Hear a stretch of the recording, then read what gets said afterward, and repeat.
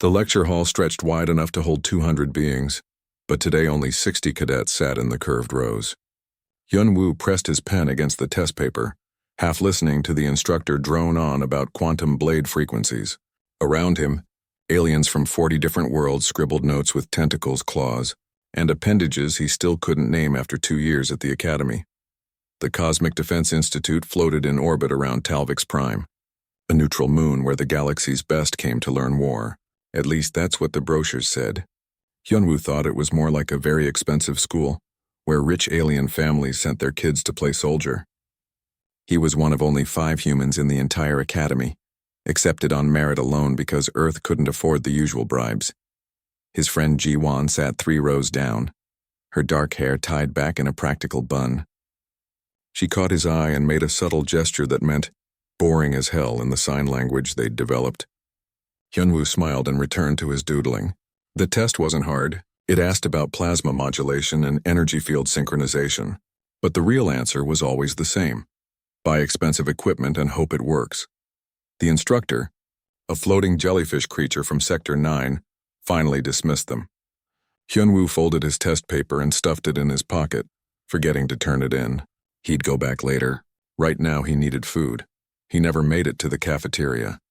Commander Veltis stood in the corridor outside, his reptilian frame blocking the exit. The Kryn officer was 7 feet tall with scales that shimmered green and gold under the lights. His vertical pupils fixed on the exiting cadets like a snake watching mice. Attention! His voice cracked like a whip. Surprise evaluation. All cadets will report to Transport Bay 7 immediately. No equipment. No preparation. No excuses. The hallway erupted in confused chatter. A Vrelian cadet, its shell-like body trembling, raised a claw. "Commander, what kind of evaluation requires no equipment?" Veltis's mouth curled into what might have been a smile on a creature with fewer teeth.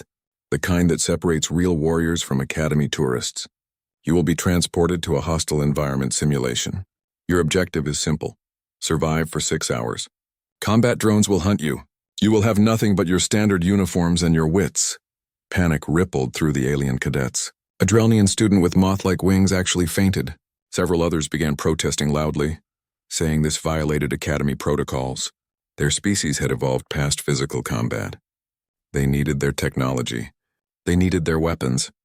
Veltis let them whine for 30 seconds before his voice boomed again. Silence. In real combat, you don't get to choose when your equipment fails. You adapt or you die. His eyes swept across the crowd and landed on Hyun-woo and Ji-won, though I suppose our human cadets should feel right at home. After all, playing in the dirt is what primitives do best. Some of the alien cadets laughed. Hyun-woo felt Ji-won tense beside him, but he put a hand on her shoulder. Let them laugh. They'd see soon enough. Transport Bay 7 was chaos. Cadets from a dozen species argued with academy staff, demanding to speak to the dean. Others frantically tried to smuggle equipment past the scanners. The Corvinite cadets, usually so proud of their natural plasma claws, looked nervous without their amplification gear. Hyun-woo stood quietly in line, mentally reviewing what he knew. Hostile environment, 6 hours, hunter drones, no weapons. He rolled his shoulders, feeling the familiar looseness that came before action. Beside him, Ji-won was doing the same, her fingers flexing in patterns that mimicked tying knots. You thinking what I'm thinking? She whispered. That everyone else is screwed? Pretty much. They shared a grin that made a nearby Threllan cadet inch away nervously. The transport pad hummed to life. In groups of 10, the cadets were teleported to the simulation zone. When Hyun-woo's turn came, the world dissolved into light. He materialized in a jungle. The air hit him first, thick and humid and smelling of rot and flowers. Purple trees stretched overhead, their leaves the size of dinner tables. Strange birds called in the distance. The gravity felt slightly lighter than Earth standard. Good. That meant he could jump higher if needed. Around him, 9 other cadets appeared. Most immediately huddled together, looking scared. A Lumineth student, basically a floating ball of light, dimmed fearfully. 2 Granthix cadets, big bruisers who relied on their natural armor, looked around with confusion. Without their tech, they were just big targets. Hyun-woo didn't wait. He moved into the jungle low and fast, leaving the others behind. Rule 1 of survival. Groups attracted attention. Better to move alone until he understood the terrain. The jungle was dense but navigable. He marked his trail using broken branches, noting useful plants as he went. Those vines looked strong. Those seed pods had a chemical smell that might mean they were volatile. That tree had sap that oozed thick and sticky. His mind cataloged everything automatically, the way it had since he was a kid learning to camp in the Korean mountains with his grandfather. 20 minutes passed. The jungle was quiet except for the rustle of alien wildlife. Too quiet. Hyunwoo froze, his instincts screaming danger. He dropped into a crouch behind a thick root just as he heard something that didn't belong. The high-pitched whine of an anti-gravity drive. A hunter drone. Through gaps in the foliage, he saw it. A sphere about 2 feet wide, covered in sensors and equipped with what looked like stun emitters. It moved slowly, scanning the area, and it was following something. Hyunwoo tracked its path and saw the target. A Vrelian cadet stumbling through the undergrowth in blind panic. The alien's shell clicked and clattered against branches. It was practically ringing a dinner bell. The drone locked on. Its emitters began to glow. Hyunwoo should have stayed hidden. The smart play was to let the drone take out the competition. That's probably what the other cadets would do. That's definitely what Velthus expected. But Hyunwoo's grandfather had taught him something else. You don't leave people behind just because it's convenient. He reached into his pocket and felt the folded test paper he'd forgotten to turn in. His fingers traced its edges. Paper, just paper. But paper could be folded, compressed, shaped. An idea formed. His hands moved quickly, muscle memory from a childhood of origami taking over. But this wasn't a crane or a flower. He folded the paper lengthwise once, twice, 3 times. Each fold made it stronger, more rigid. He creased the edges hard, making them sharp. Then he tore a strip from his undershirt and wound it tight around one end. A handle. In 90 seconds, he held something that looked almost like a knife. The edge wasn't metal sharp, but the compressed paper formed a surprisingly hard point. He tested it against his thumb. Not bad. The drone was almost on the Vrelian cadet now. Hyunwoo moved. Hyunwoo burst from cover like a sprinter off the blocks. The Vrelian cadet saw him coming and made a desperate squealing sound. The drone's sensors swiveled, trying to lock onto this new target. Its programming struggled for half a second, confused by something moving toward it instead of away. That half second was all Hyunwoo needed. He ran in a zigzag pattern, the way his old taekwondo instructor had taught him. Never move in straight lines when someone's shooting at you. The drone fired once, a stunning pulse that scorched the air where he'd been a moment before. Then he was inside its effective range, too close for it to track properly. The drone tried to rise higher. Hyunwoo grabbed a hanging vine and used it to swing himself up. His boots connected with a branch. He pushed off hard, launching himself at the floating sphere. The paper weapon in his hand caught the light. The drone had armor plating designed to stop energy weapons and projectiles. But armor always had seams, places where plates met, weak points. Hyunwoo's grandfather had taught him that too, talking about the old Korean warriors who studied their enemies' armor for gaps. He drove the paper blade into the seam between 2 plates with all his strength. The folded edge, compressed and hardened, punched through the gap. Inside the drone, circuits sparked. Hyunwoo twisted the blade and felt something give. Smoke poured from the wound. The drone's anti-gravity failed and it dropped like a stone, smashing into the jungle floor. Hyunwoo landed in a crouch, breathing hard. His hands shook slightly from adrenaline. The paper weapon was crumpled and torn now, barely holding together. One use only, but one use was all he'd needed. The Vrelian cadet stared at him with all 6 of its eyes. You killed it with paper? Folded paper, Hyunwoo corrected, already scanning the jungle for more threats. There's a difference. High above the jungle in the Academy's command center, absolute silence reigned. 60 instructors from 30 different species watched the monitoring screens. They'd all seen the kill. Frame by frame, they could replay it. Human runs at drone. Human swings on vine. Human stabs with folded test paper. Drone dies. Commander Velthus leaned forward in his chair, his claws scraping against the armrest. Replay that, he ordered. They watched it again. And again. Instructor Korath, the insectoid Threxian who taught survival tactics, clicked her mandibles rapidly.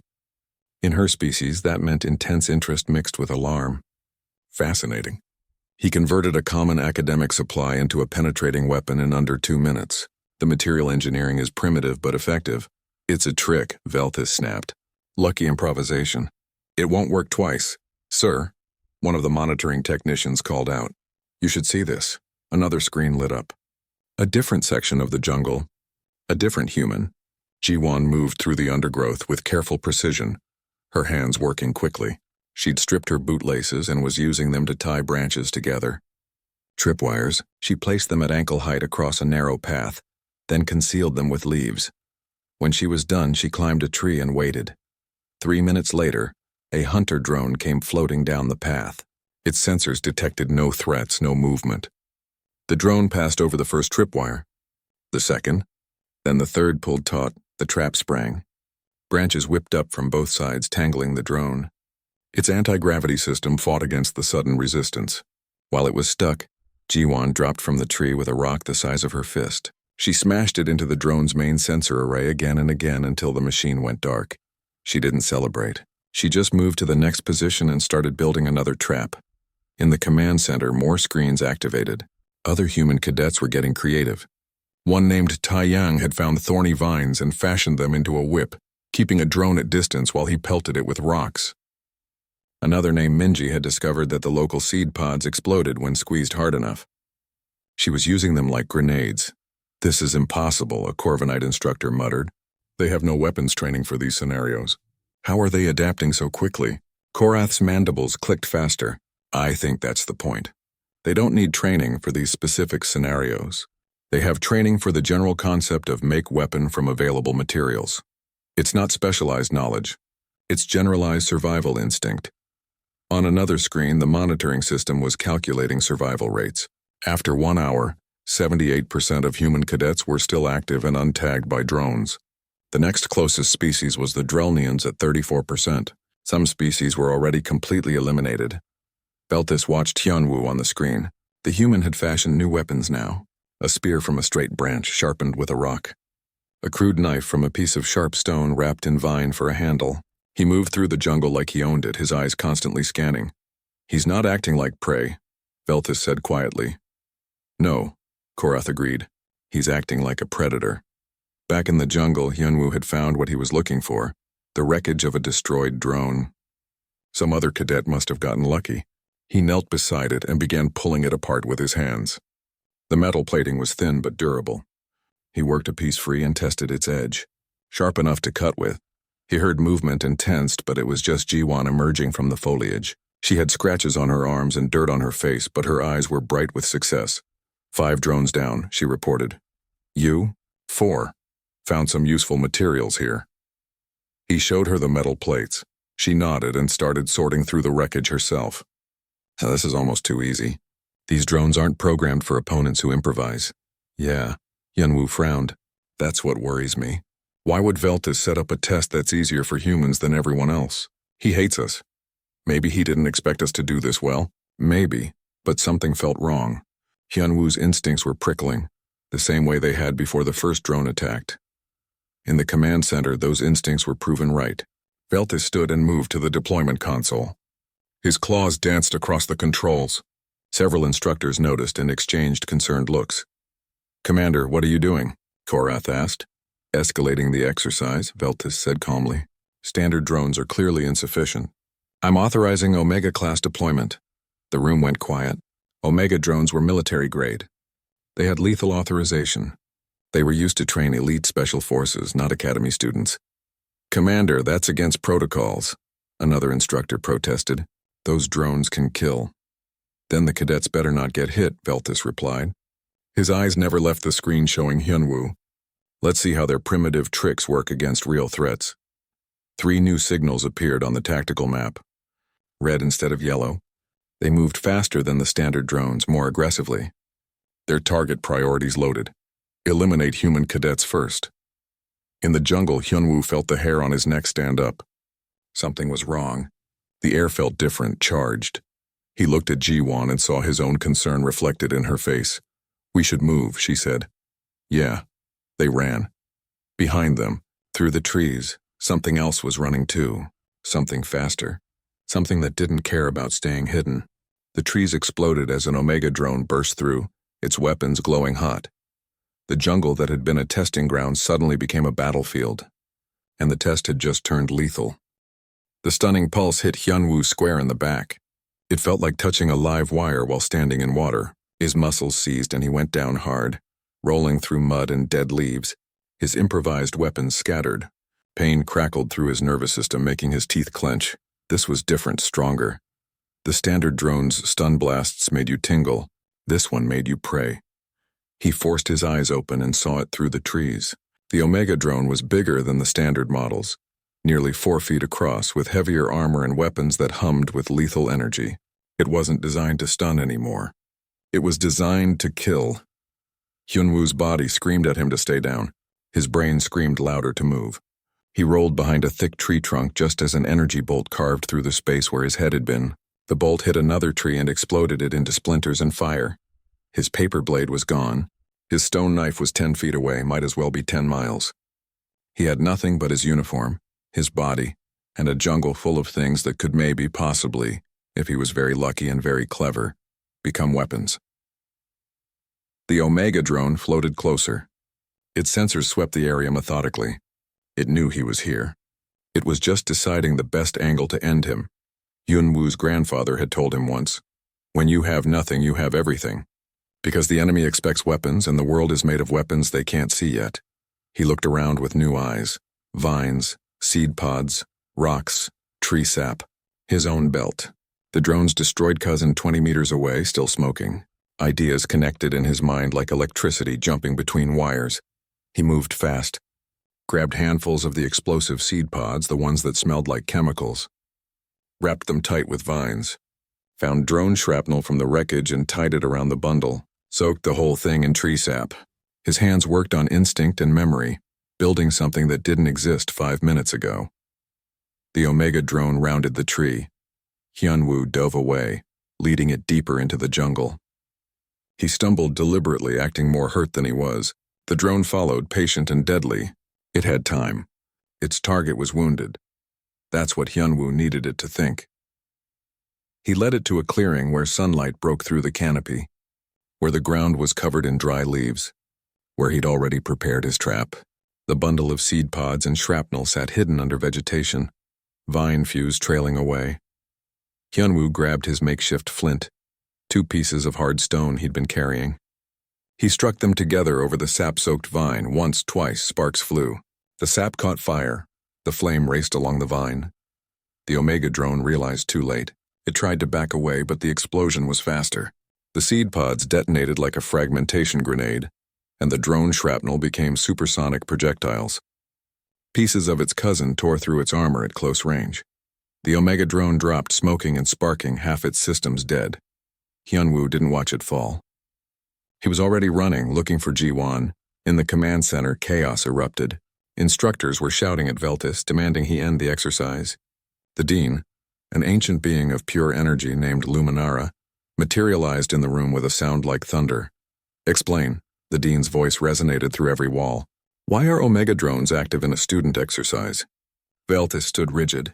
"The humans were performing too well. I wanted to test their limits under real pressure." "You wanted to kill them," Korath said flatly. "I wanted to prove they're dangerous." Veltis's control snapped. "Look at them!" They turn paper into blades. They make bombs from plants. They see weapons in everything. They don't belong in civilized space. "You're right about one thing," Korath replied, her mandibles still. "They are dangerous. But Commander, danger is not the same as evil. It's a tool. And when real threats come, we'll need people who know how to use tools everyone else ignores." The dean's energy form pulsed. "Retrieve all cadets now." "Transport systems are down," a technician reported. "The Omega drones damaged the relay when they deployed." "How long to repair?" 4 hours minimum." Luminara's form brightened with anger. "Then send security teams to extract—" "Sir!" Another technician's voice cut through. "Long-range sensors are detecting an unauthorized ship. It's heading straight for us." Every screen shifted to show space around the station. A battered frigate-class vessel was approaching fast, too fast, not bothering with standard protocols. Its weapon systems were hot. "Pirates," someone breathed. "Battle stations," the dean commanded. "Where's our defense fleet?" "On exercises in Sector 7. They're 40 minutes out at best." The pirate ship fired on the station's shields. They held but barely. More importantly, The pirates were launching drop pods, 30 of them, heading for the simulation moon, for the cadets. In the jungle, Hyunwoo found Jiwon finishing off her second Omega drone. She'd blinded it with reflective metal panels, then destroyed its sensors with repeated strikes. She was breathing hard and bleeding from a cut on her arm, but alive. "Did you feel that?" she asked. He had. A vibration through the ground. "Not from the jungle, from above." He looked up and saw them, metal pods streaking through the atmosphere, trailing fire. "That's not part of the drill," Jiwon said. "No, it's not." The first pods hit the ground half a kilometer away. The impact shook the trees. Hatches opened and figures emerged. Big figures. Armored figures. Carrying real weapons. Hyunwoo and Jiwon looked at each other. They'd survived killer drones with improvised tools. Now they had to survive trained soldiers with military gear. The odds were worse. The stakes were higher, but they were still human. And humans had been beating worse odds since they figured out how to make fire. "We need to find the others," Hyunwoo said. "All of them. They're scared. Most can't fight. Then we teach them." They moved through the jungle, gathering stragglers. A Threllan cadet who'd been hiding. 3 Corvinites who'd formed a group. The Vrelian Hyunwoo had saved earlier. One by one, they collected the survivors. 63 cadets total from a dozen different species. Most were injured. All were terrified. Hyunwoo stood on a fallen log so everyone could see him. His uniform was torn. His face was dirty, but his eyes were clear and hard. "Listen to me," he said. "There are armed pirates landing. They're here to take hostages, probably from rich families. Most of you qualify. We have no weapons except what we make. No armor except our clothes. No help coming soon enough to matter." Fear rippled through the group. A Lumineth cadet dimmed almost to nothing. "But," Hyunwoo continued, "we have numbers. We have terrain. And we have something they don't expect. We've already spent 6 hours learning to fight with nothing. So we're going to keep doing that. We're going to make weapons. Set traps. Turn this jungle into a place they regret entering." "We're not soldiers," a Granthix cadet protested. "Half of us can't even hold a weapon without training." Jiwon stepped up beside Hyunwoo. "Then we train you, fast. Because here's the thing about being helpless, it's a choice. You can choose to stay victims, or you can choose to make a club and swing it at someone's head. I don't care what species you are. I care if you'll fight." Silence. Then slowly the Threllan cadet, a species of peaceful herbivores who hadn't fought a war in 3,000 years, stepped forward. "Show me how to make a weapon." One by one, others followed.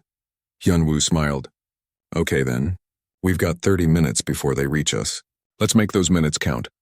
The jungle filled with the sound of breaking branches and tearing vines. An army without weapons began building an armory from nothing. And in orbit above, pirates who thought they were hunting frightened students were about to learn why you should never corner something that refuses to die quietly. 28 minutes. That's all they had.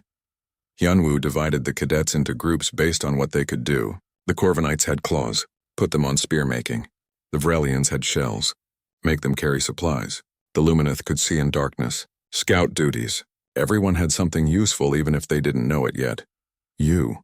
He pointed at a tall Drelnian whose moth-like wings drooped with fear. "Can you fly?" "Yes, but..." "Then you're our eyes in the sky. Get above the canopy and watch for movement. Signal with light flashes." The Drelnian hesitated, then spread his wings and lifted off. Purpose replaced fear.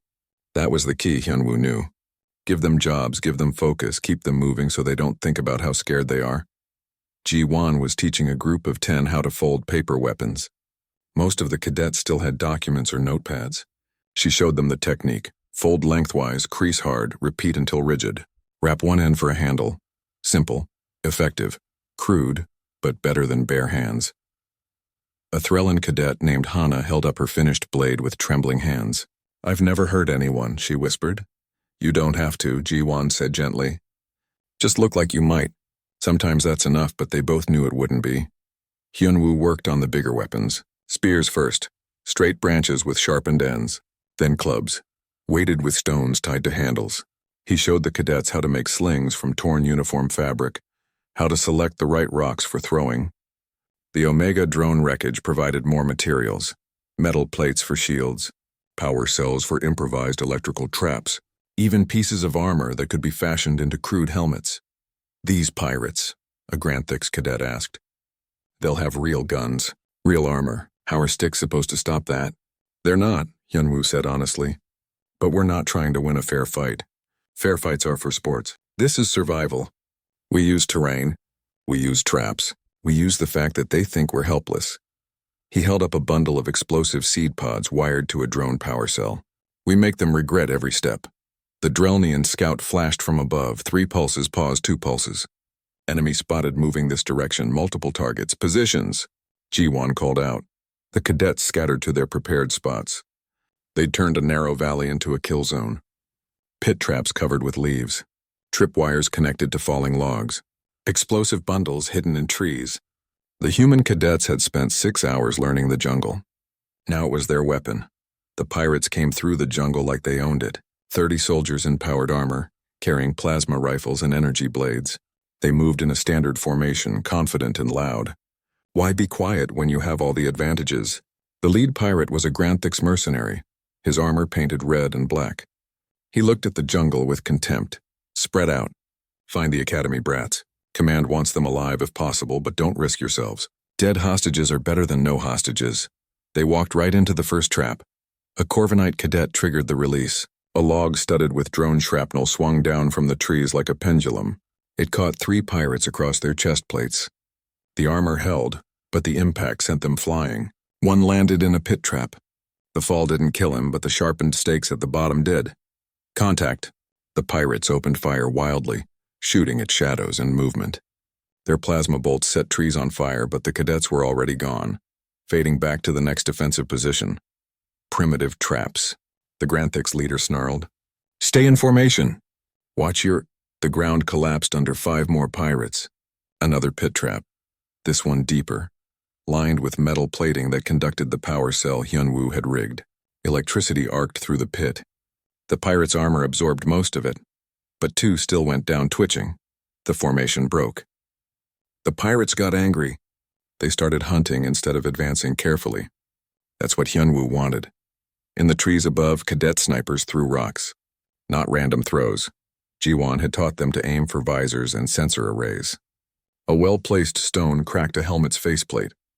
Another shattered a targeting sensor. The pirates couldn't see their attackers. They just knew something was hitting them from above. One pirate got separated, chasing movement into thick undergrowth. A vine snare caught his leg and yanked him upward. He hung upside down, cursing and shooting at nothing. 3 cadets dropped from surrounding trees with clubs and spears. His armor was too strong for their weapons to penetrate easily, so they didn't try. They just beat him unconscious through the helmet and took his gun. One real weapon. Finally. The Granthix leader realized they were losing fighters. He called for regroup, pulling his soldiers into a defensive circle. Smart. But it trapped them in place while the cadets picked positions around them. Hyunwoo signaled Ji-won. She nodded and triggered the main trap. 20 explosive bundles detonated at once in a ring around the pirates. The blasts weren't strong enough to pierce armor, but they didn't need to be. Trees fell. The ground shook. Smoke and fire filled the air. In the chaos, the cadets attacked. It wasn't glorious. It wasn't clean. It was desperate and brutal and ugly. Aliens who'd never held weapons swung clubs at armored soldiers. Paper blades broke against helmet seals. Cadets died. Pirates died more. Numbers and surprise won out over superior equipment, but it cost. Hyunwoo fought at the center using a spear and the tactics his grandfather taught him. Don't attack the armor. Attack the joints. The neck seals, the gaps. One pirate went down with a spear through his knee joint. Another fell when a Lumineth cadet flashed bright enough to blind his sensors, and 3 others hit him from behind. The Granthix leader saw Hyunwoo directing the others and zeroed in. This human was the key. Kill him and the rest would fall apart. He charged, his armor's servos whining, his plasma rifle tracking. Hyunwoo saw him coming. No time to run. No time to think. Just time to react. He grabbed a Vrelian cadet and pulled them both sideways as plasma bolts scorched the air. The tree behind them exploded. Hyunwoo rolled, came up moving, grabbed his spear. The Granthix was massive, armed with weapons that could vaporize him. But Hyunwoo was human. And humans had been killing bigger, stronger, better-armed things since they were prey animals on the African plains. He ran. Not away, toward. The Granthix fired, but Hyunwoo moved in that zigzag pattern again, never where the pirate expected. He got close inside the rifle's effective angle. The Granthix tried to bring the gun around, but Hyunwoo jammed his spear into the weapon's barrel. The gun exploded. Not big, but enough to make the Granthix drop it. He roared and swung a massive fist. Hyunwoo ducked under it, struck at the knee joint with his remaining stone blade. The blade broke, but it dug into the servo motors. The leg locked up. The pirate fell. His armor made him tough, but it also made him slow once he was down. Hyunwoo didn't try to fight him hand to hand. He just signaled the others. 10 cadets swarmed the downed leader with rocks, clubs, and fury. When it was over, when the last pirate either fled or fell, 63 cadets stood in a burning jungle covered in blood and ash and tree sap. Alien kids who'd never fought before held crude weapons and stared at what they'd done. Some cried. Some vomited. Some just sat down hard and shook. Hyunwoo found Jiwon leaning against a tree, bleeding from a dozen cuts. "We won," she said, disbelieving. "We survived," he corrected. "That's better than winning." Above them, coalition ships finally arrived, security teams pouring down to the moon's surface. They found the cadets standing guard over captured and dead pirates, holding weapons made from paper and sticks and determination. Commander Veltis landed with the first team. He walked through the battlefield in silence, seeing everything. The traps, the improvised weapons, the bodies. He found Hyunwoo sitting against a tree, still holding his broken paper blade. Veltis looked at the blade for a long time. "I was wrong," he said quietly. Hyunwoo was too tired to be gracious. "Yeah, you were. Your species. You're not primitives. You're survivors. Same thing, really. Just depends on your perspective." 3 months passed before Hyunwoo could walk through the academy halls without people staring. The incident, as everyone called it, had become legend. Stories spread across the coalition about the cadets who fought pirates with sticks and paper. Some of the stories were even true. The academy changed. New courses appeared in the catalog: Improvised Weapons 101, Survival Without Technology, Resource-Based Tactics. Human instructors were recruited from Earth's military academies. The same primitive skills that had been mocked were now required learning for all cadets. Hyunwoo's paper blade sat in a display case in his quarters. Jiwon teased him about making it a family heirloom.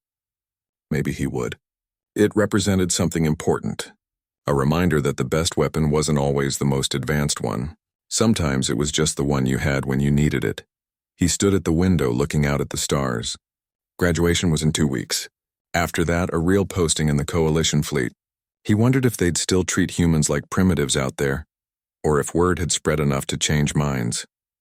Thinking deep thoughts, Jiwon entered without knocking, carrying 2 cups of something that barely passed for coffee. "Just wondering if anything really changed," Hyunwoo said, taking a cup. "Or if we just had one weird day that everyone will forget." "It changed." She pointed out the window where a training session was happening on the station's observation deck. Alien cadets were learning to make spears under the instruction of a human sergeant. Look at that Corvinite. 2 months ago he couldn't imagine fighting without his plasma claws. Now he's winning hand-to-hand tournaments. He's got natural claws. That helps. You know what I mean. Jiwon sat on his desk. They learned what we already knew. Technology fails. Equipment breaks. But if you can think, if you can adapt, you're never really unarmed. There was a knock at the door. Commander Veltis entered, his scales looking duller than usual. He'd aged since the incident. Maybe guilt did that even to reptilians. Cadet Hyunwoo. Cadet Jiwon. He nodded to each of them formally. "I wanted to speak before graduation." "Sir." They both stood at attention out of habit. Veltis looked uncomfortable. "I spent 3 centuries in the coalition military. Fought in 6 wars. Trained thousands of soldiers. I thought I understood what made a warrior." He paused. "I was wrong. I judged your species by the wrong metrics. Advanced weapons. Sophisticated tactics. I didn't understand that sometimes the most dangerous warrior is the one who sees weapons where others see only objects." "Thank you." "Sir?" Hyunwoo said, unsure what else to say. "I'm not asking for forgiveness," Veltis continued. "What I did, deploying Omega drones, putting you in danger, that was wrong. But I wanted you to know that the Academy is changing because of you, because you proved that survival isn't about having the best tools. It's about making tools from whatever you have." He pulled something from his uniform. A small medal, newly commissioned. It showed a hand holding a simple blade. The coalition is creating a new honor. The Improvisation Cross. For those who turn disadvantage into victory, you'll be the first recipients at graduation. After Veltus left, Jiwon examined the medal. Fancy. It's nice that they're learning, Hyunwoo said. But I wonder if they really get it. This isn't about humans being special. It's about what you do when you're not special, when you're the weakest species with the worst technology facing something that should kill you. And what do? You make do, he smiled. That's what my grandfather always said. The universe doesn't care about fair. It doesn't give you time to prepare, so you learn to make weapons from paper and bombs from seed pods and victory from desperation. Graduation day arrived with typical academy ceremony. The dean gave a speech about duty and honor. Various instructors handed out awards. When Velthus called Hyunwoo and Jiwon forward for the improvisation cross, the entire academy stood and applauded. Not polite academy applause. Real respect, hard-earned. But the moment that mattered came after, at the reception. A first-year cadet approached Hyunwoo nervously. She was Threlin, the same species as Hana, who'd made her first weapon in the jungle. This girl was younger, barely 16 in Coalition standard years. Sir, she said quietly, I wanted to thank you. For what? For showing us we don't have to be helpless. She held out a small folded paper crane.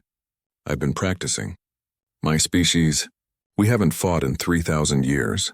We evolved past violence, but evolution doesn't prepare you for when violence comes anyway. She looked up at him with wide, herbivore eyes. You taught us that peace is a choice you can make, but helplessness is a choice too. And you don't have to choose it. Hyunwoo took the paper crane carefully. It was perfectly folded, delicate, and precise. This is beautiful. I can make it into a weapon if I need to, she said. But I hope I never need to. That's the point, Hyunwoo replied. Having the ability to fight means you can choose peace. Not having the ability means peace is just hoping no one attacks you. She smiled and walked away. Ji-won appeared at Hyunwoo's elbow. Making converts? Making sure the lesson sticks. He pocketed the crane next to his medal. The galaxy spent thousands of years developing advanced weapons. They forgot how to make basic ones. That's a dangerous gap. Think it'll happen to us? Humans, I mean. Eventually we'll have plasma rifles and energy shields. Will we forget how to make a spear? Not if we keep teaching it. Hyunwoo looked around the room at cadets from dozens of species, all of them training now in methods Earth had used for thousands of years. Besides, it's not really about the spear. It's about the mindset. Looking at paper and seeing a blade. Looking at a jungle and seeing an armory. That's not a skill. That's perspective. And perspective doesn't go obsolete. They walked out onto the observation deck where space stretched infinite and beautiful. Somewhere out there were threats the coalition hadn't met yet. Enemies with weapons nobody had imagined. Situations where all the advanced technology in the galaxy wouldn't help. And when those moments came, when the equipment failed and the protocols broke down, someone would need to know how to make weapons from paper, how to turn disadvantage into victory, how to make do with less and win anyway. You know what the best part is? Ji-won said, looking at the stars. What? They spent 3,000 years developing those drones. Advanced AI, sophisticated sensors, military-grade armor. And you killed one with a folded test paper. She laughed. That's got to be embarrassing. Hyunwoo grinned. That's humanity's secret weapon. We're too stupid to know when we're supposed to lose, or too smart to accept it. Maybe both. Far below, on Earth in a small apartment in Seoul, an old man sat at a table teaching his granddaughter to fold paper. Not flowers or birds. Blades and stars. Practical shapes. Useful shapes. She asked why she needed to learn this when humanity had laser guns now. Because, he said, and his voice carried the weight of generations. Someday you might find yourself with nothing but paper and enemies. And on that day, you'll be glad your grandfather taught you this. The girl folded carefully, learning the creases, building the muscle memory. Above her in orbit, her older brother held a medal and a broken paper blade and smiled at the stars. In the end, the galaxy learned what Earth had always known. Technology was wonderful until it wasn't. Equipment was reliable until it failed. But the human ability to look at nothing and make it into something, to turn paper into blades and setbacks into strategies that never failed, that was evolution's edge. Not stronger muscles or tougher armor or better weapons. The edge was simpler than that. It was the absolute refusal to accept helplessness, the stubborn insistence that if you couldn't find a weapon, you'd make one. If you couldn't win fairly, you'd win unfairly. If you had nothing but paper and determination, you'd fold that paper into something sharp and make the universe regret underestimating you. That wasn't savagery. That wasn't primitive thinking. That was 4 million years of evolution saying, we survived when we shouldn't have and we'll keep surviving no matter what you throw at us. The galaxy called it improvisation. Humans called it Tuesday. And somewhere in the space between those two definitions was the reason why, when the coalition needed warriors who could fight with nothing and win with less, they stopped looking at the species with the best technology. They started looking at the species who knew how to fold paper into deadly edges. They started looking at humans, and they learned to be very, very careful about what they said when someone asked a human to improvise a weapon.